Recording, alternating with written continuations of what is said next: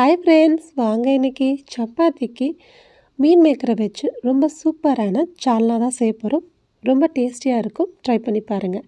அதுக்கு ஒரு கடாயில் ஆயில் ஊற்றிட்டு 1 ஸ்பூன் ஜீரகம், 1 ஸ்பூன் சோம்பு, 1 ஸ்பூன் மிளகு, 2 பட்டை, 3 லவங்கம், 3 ஏலக்காய், கல்பாசி கொஞ்சம் போட்டு நல்லா வதக்கிட்டு, ஒரு 10 சின்ன வெங்காயம், 2 மீடியம் சைஸ் தக்காளி போட்டு நல்லா வதக்கிட்டு ஆற விட்டு மிக்சியில் ஃபைனாக அரைச்சிக்கலாம்.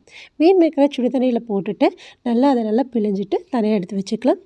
இப்போ ஒரு 1/4 மணி நேரத்துக்கு முன்னாடி ஒரு 6 முந்திரி, 1 ஸ்பூன் கசகசாவை சுடு தண்ணியில் ஊற வச்சிடலாம். 1/2 மூடி தேங்காய் போட்டு அதையும் தனியாக அரைச்சி எடுத்து வச்சுக்கலாம். இப்போ குக்கரில் ஆயில் ஊற்றிட்டு ஒரு துண்டு பட்டை, ஒரு பிரிஞ்சி இலை, 2 பச்சை மிளகாய், ஒரு பெரிய சைஸ் வெங்காயம், 2 தக்காளி, உப்பு போட்டு நல்லா வதக்கிக்கலாம். இஞ்சி பூண்டு பேஸ்ட் 1 ஸ்பூன் போட்டு அதையும் நல்லா வதக்கிட்டு பிழிஞ்சு வச்சுருக்க மீன் மேக்கர் எடுத்து அதில் போட்டுட்டு நல்லா வதக்கி கொடுங்க. உப்பு போட்டுக்கோங்க. இப்போ மல்லித்தூள், மஞ்சத்தூள், மிளகாய்த்தூள், கரம் மசாலா போட்டுட்டு நல்லா வதக்கி கொடுத்துட்டு பிழிஞ்சு வச்சுருக்கிற மீன் மேக்கர் அதில் போட்டுட்டு நல்லா வதக்கி கொடுங்க. மீன் மேக்கர் கொஞ்சம் நேரம் அதிலே குக் ஆகட்டும்.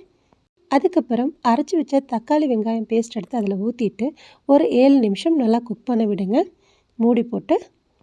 அதுக்கு பிறகு ஒரு கைப்பிடி அளவு கொத்தமல்லி தலையும் புதினாவும் போட்டுட்டு அரைச்சி வச்ச தேங்காய் பேஸ்ட் எடுத்து அதில் ஊற்றிட்டு தேவையான அளவு தண்ணி ஊற்றிட்டு லிட்டு வச்சு ஒரு விசில் விட்டு இடுங்க.